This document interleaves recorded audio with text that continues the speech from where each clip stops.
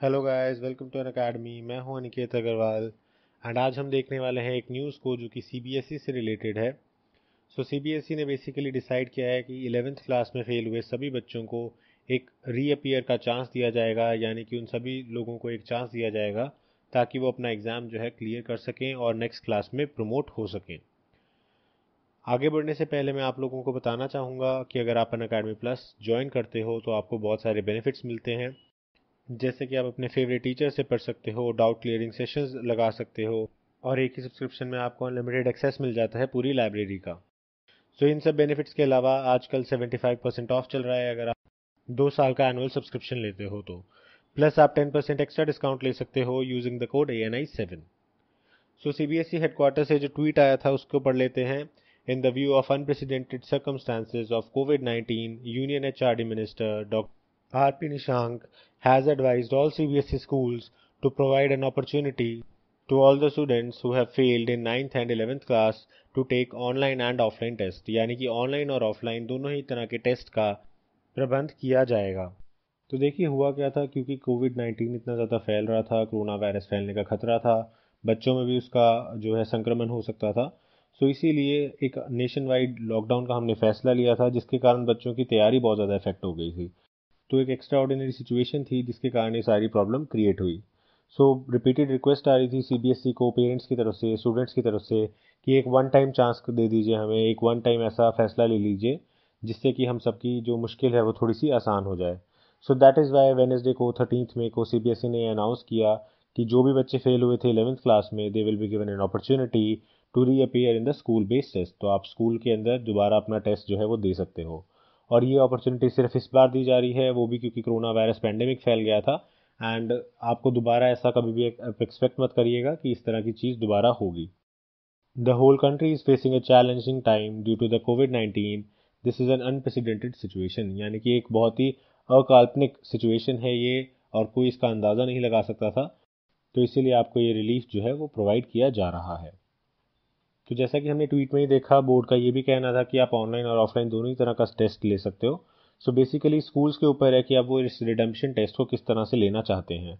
तो अगर किसी स्कूल में ऑनलाइन की सुविधा है तो वो ऑनलाइन टेस्ट ले सकता है, ऑफलाइन की सुविधा है तो वो ऑफलाइन टेस्ट ले सकता है, और अगर किसी और इनोवेटिव मेथड है किसी स्कूल के पास तो वो भी डिसाइड कर सकता है कि क्या बच्चे को आगे 12th क्लास में प्रमोट करना चाहिए, क्या वो 12th क्लास के लायक हो गया है, या फिर उसको दोबारा से 11th क्लास को रिपीट करना पड़ेगा। एंड ऑफ कोर्स क्योंकि बच्चे हैं, अब उनके पास टाइम नहीं मिला था, तो उनको प्रिपेयर करने के लिए भी आपको टाइम देना होगा। ऐसा ना हो कि आज हमने न्यूज़ निकाली एंड आप 2 दिन बाद 4 दिन बाद ही एग्ज़ाम रख लें। तो बच्चों को आपको एडिक्वेट टाइम देना पड़ेगा, सफिशिएंट टाइम देना पड़ेगा to prepare for the tests. This exemption is extended to all the students. तो यानी कि ये एग्जाम्शन जो है हर एक बच्चे को दी जाएगी, irrespective of anything else, and even if they are given an prior opportunity earlier to this notification. यानी कि वो बच्चे जिनको ऑलरेडी किसी तरह का बेनिफिट मिल चुका था, किसी तरह का रीअपियर चांस मिल चुका था, उन बच्चों को भी इस नोटिफिकेशन से फ़ायदा होगा और उनको दोबारा से रिडम्पशन टेस्ट में बैठने का मौका मिलेगा। तो जान लेते हैं सीबीएसई के बारे में कुछ। तो सीबीएसई जो है हमारा central board of secondary education है और ये national level board of education है इंडिया का। ये पब्लिक और प्राइवेट दोनों ही स्कूल्स को कंट्रोल करता है, उनके करिकुलम को कंट्रोल करता है। क्योंकि ये मैनेज्ड है यूनियन गवर्नमेंट द्वारा, तो आप कह सकते हो कि कहीं ना कहीं गवर्नमेंट ऑफ इंडिया कंट्रोल रखती है इससे हमारे स्कूल की एजुकेशन के ऊपर। सीबीएसई ने अपने एफिलिएटेड स्कूल्स को कहा हुआ है कि आपको सिर्फ एनसीईआरटी की ही पुस्तकों का इस्तेमाल करना है, क्योंकि बहुत सारे स्कूल्स ऐसे होते थे, जो प्राइवेट स्कूल्स होते थे, वो बहुत ही महंगे महंगे पब्लिशर्स की, ऑथर्स की बुक्स लगवा देते थे बच्चों को, जो ना ही बच्चों के लिए इतनी ज़्यादा रिलेवेंट होती थी, प्लस बहुत ज़्यादा कॉस्टली होती थी। एंड बहुत सारे पेरेंट्स ऐसे होते थे जो कि उन्हें अफोर्ड नहीं कर पाते थे, जिससे फिर बच्चे ह्यूमिलिएट होते थे। इस चीज़ को एंड करने के लिए हमने एनसीईआरटी की, यानी कि सीबीएसई ने एनसीईआरटी की बुक्स को कंपलसरी किया था सभी एफिलिएटेड स्कूल्स के अंदर।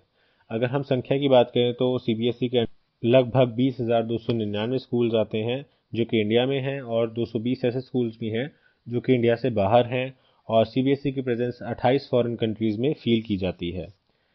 सीबीएसई सभी तरह के केंद्रीय विद्यालय, जवाहर नवोदय विद्यालय और प्राइवेट और पब्लिक स्कूल्स को जो है एफिलिएशन देता है, और ये उन स्कूल्स को भी एफिलिएशन देता है जो कि सेंट्रल गवर्नमेंट रिकॉग्नाइज करती है, अप्रूव करती है। आगे इंपॉर्टेंट क्वेश्चन जो यहाँ से बन सकता है वो ये है कि सीबीएसई किसके अंडर आता है। तो आपको याद रखना है, सीबीएसई की जो पेरेंट ऑर्गेनाइजेशन है वो है ministry of human resource development और सीबीएसई इसी के अंदर काम करता है। सीबीएसई के हेडक्वार्टर्स न्यू दिल्ली में है और इसकी ऑफिशियल लैंग्वेजेस हिंदी और इंग्लिश दोनों ही हैं। So with this we have come to the end of our video. I hope आपको वीडियो इन्फॉर्मेटिव लगी होगी। तो आप अगर इसका पीडीएफ लेना चाहते हैं तो आप टेलीग्राम ग्रुप को ज्वाइन कर सकते हैं, जो कि है @studytimeyt। और अगर आप अनअकैडमी प्लस को ज्वाइन करना चाहते हैं तो you can get 10% discount using the code ANI7। आप मुझसे पर्सनली कनेक्ट हो सकते हैं इंस्टाग्राम पे। My Instagram ID is AniketXD। So thank you for watching and see you next time.